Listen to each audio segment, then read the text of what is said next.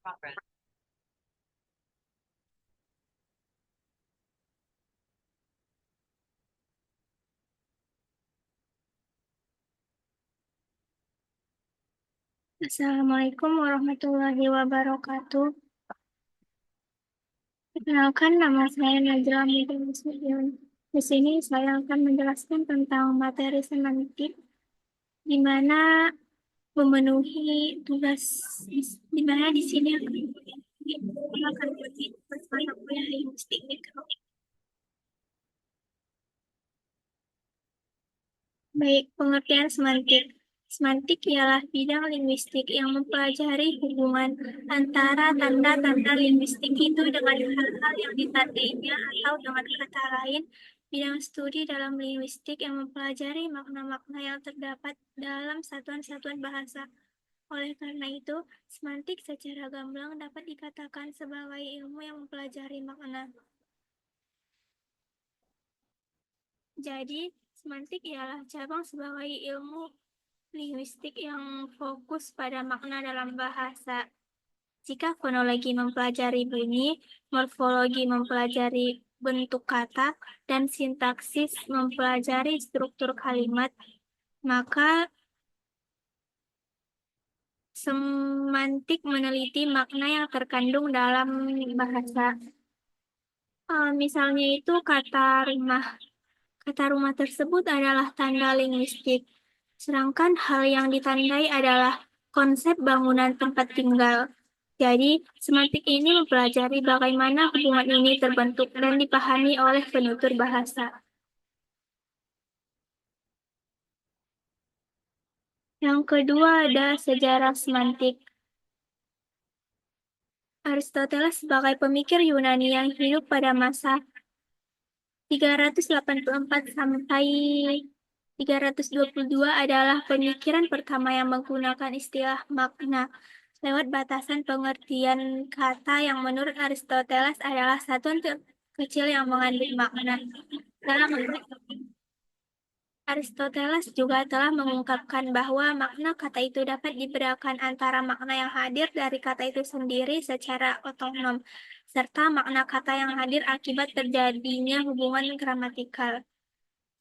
Bahkan Plato dalam Cratylus mengungkapkan bahwa bunyi-bunyi bahasa secara implisit mengandung makna-makna tertentu. Hanya saja memang pada masa itu batas antara etimologi, studi makna maupun studi makna kata belum jelas. Jadi kesimpulannya itu ialah semantik telah menjadi perhatian sejak masa Aristoteles yang mendefinisikan makna sebagai satuan terkecil yang mengandung makna. Ia membedakan makna otonom kata dan makna yang muncul dari hubungan gramatikal.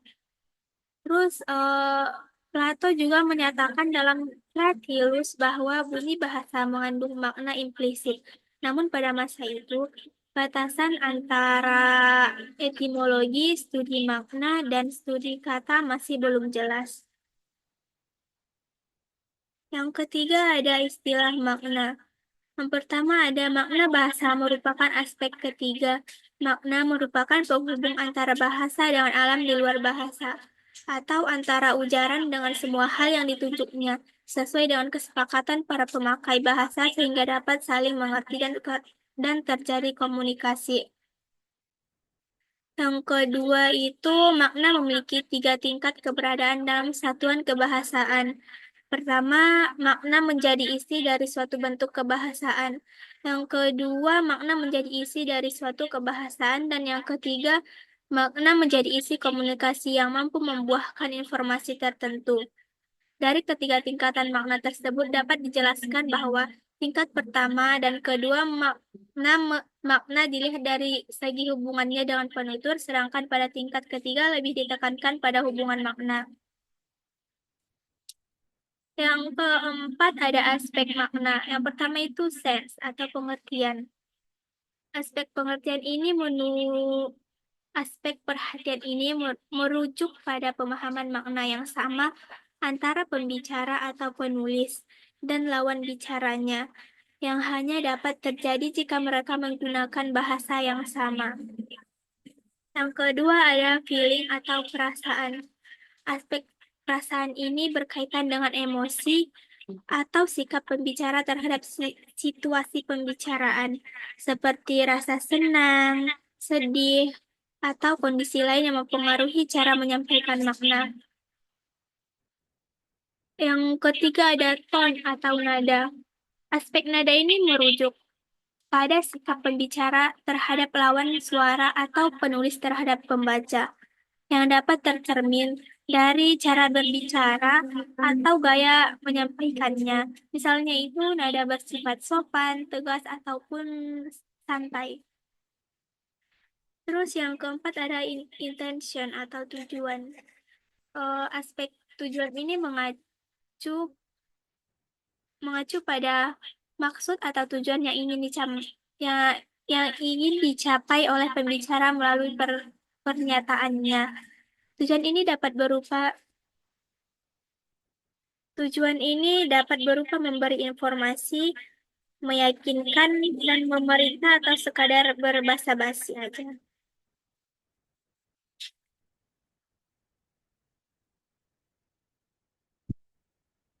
Nah, selanjutnya ada tipe makna. Menurut Krida Laksana, tipe makna terdiri dari makna denotatif, makna ekstensi, makna gramatikal, makna hakikat, makna intensi, ada makna kiasan, makna kognitif, makna konotatif, makna konstruksi, makna konseptual, makna leksikal, makna majas, makna luas, makna sempit, makna pusat, makna referensial, dan makna tak berciri. Di sini saya akan menjelaskan beberapa pengertian dari makna tersebut. Makna denotatif itu makna dasar atau makna yang sesuai dengan referensi langsung dari suatu kata, seperti yang tercantum dalam rumus. Terus makna ekstensi. Kalau makna ekstensi ini makna yang meluas dari penggunaan kata dalam konteks tertentu, seringkali melibatkan pengembangan makna awal. Yang selanjutnya ada makna gramatikal. Makna yang muncul dari hubungan antar kata dalam sebuah struktur kalimat, bukan dari kata itu sendiri. Yang selanjutnya ada makna hakikat. Makna hakikat ini ialah makna yang merujuk pada esensi. Yang selanjutnya ada medan makna. Medan makna atau semantik domain atau semantik file atau medan leksikal ada seperangkat unsur leksikal yang maknanya saling berhubungan karena menggambarkan bagian dari bidang kebudayaan atau realitas dalam alam semesta tertentu. Misalnya nama-nama warna, nama-nama perabot, nama-nama perabot rumah tangga. Jadi, medan makna linguistik adalah kelompok kata yang saling berhubungan maknanya karena merujuk pada konsep atau bidang tertentu dalam budaya atau kenyataan. Contohnya itu nama-nama warna seperti warna merah, warna biru, kuning, hijau, dan lain-lain. Dan ataupun seperti perabot rumah tangga seperti meja, kursi, lemari.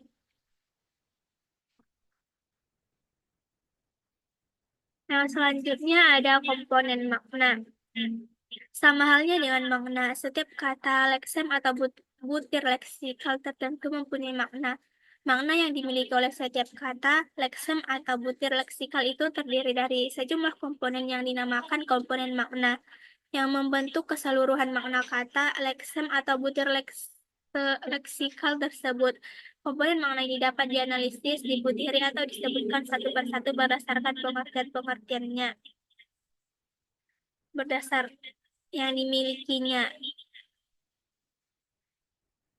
Jadi, komponen makna adalah unsur-unsur yang membentuk makna suatu kata, leksem, atau butir leksikal. Setiap kata memiliki beberapa komponen makna yang dapat dijelaskan dan diuraikan berdasarkan pengertian yang terkandung di dalamnya. Misalnya itu kata meja. Kata meja tersebut memiliki komponen makna seperti perabot ataupun untuk menaruh barang dan terbuat dari berbagai bahan. Selanjutnya, relasi makna adalah hubungan semantik yang terdapat antara satu satuan bahasa dengan satuan bahasa yang lainnya. Satuan bahasa ini dapat berupa kata, frase, klausa, maupun kalimat. Hubungan-hubungan relasi makna ini dapat menyatakan kesamaan makna yang disebut sinonim. Pertentangan atau pertentangan atau perlawanan makna yang disebut antonim, ketercakupan makna yang disebut hiponim, kegandaan makna yang disebut homonim, dan juga kelebihan makna yang dinamakan polisemi. Baik, sekian dari tugas penjelasan tentang semantik saya. Apabila ada kurang dan salahnya, saya mohon maaf. Saya akhiri dengan salam. Assalamualaikum warahmatullahi wabarakatuh.